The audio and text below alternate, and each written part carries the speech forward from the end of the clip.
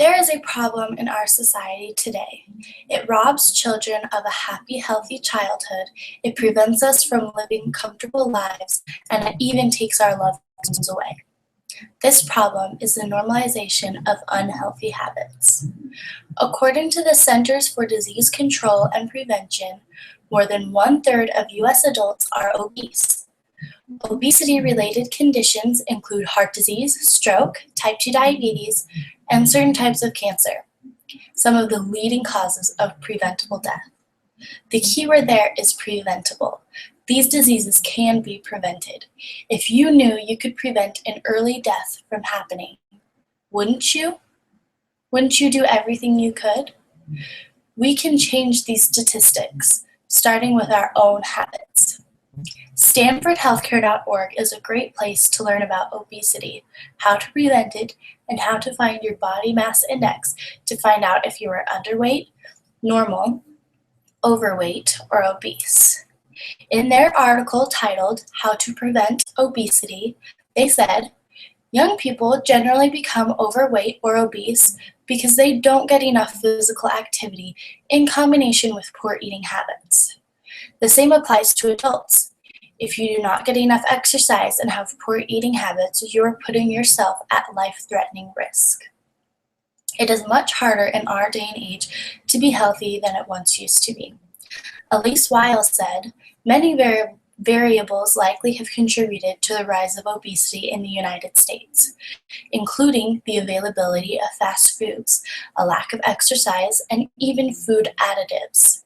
You might be wondering how much exercise is enough and what it is you're supposed to be eating.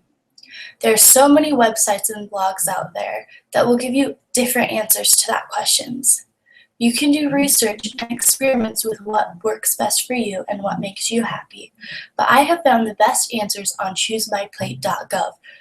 Regarding exercise, they say adults should do at least 2 hours and 30 minutes each week of aerobic physical activity at a moderate level, or 1 hour and 15 minutes of each week of aerobic physical activity at a vigorous level. Being active 5 or more hours each week can provide even more health benefits. Spreading aerobic activity out over at least 3 days a week is best. Also, each activity should be done for at least 10 minutes at a time. Adults should also do strengthening activities like push-ups, sit-ups, and lifting weights at least 2 days a week. The foods you should be eating vary between your body type, age, and gender. You can find out specifics on what you personally should be eating at choosemyplate.gov, but you should know that each person should get their servings of fruits, vegetables, grains, proteins, and dairies every day. To give you a little idea of how much you should be eating of these foods, half of your plate or half of your daily intake should be fruits and vegetables, and the other half should be grains, proteins, and dairies. So how do we do it? How do we change our lifestyle to prevent these life-threatening diseases? One step at a time. Make a list of goals you would like to reach. It could be a faster mile time, a smaller number on the scale, or a dietary goal like cutting out unnatural preservatives. I cannot tell you what goals to make. This has to be a personal decision. Remember that your ultimate goal is to maintain a healthy lifestyle by creating healthy habits. Look at each of your goals and decide what you need to do to get there.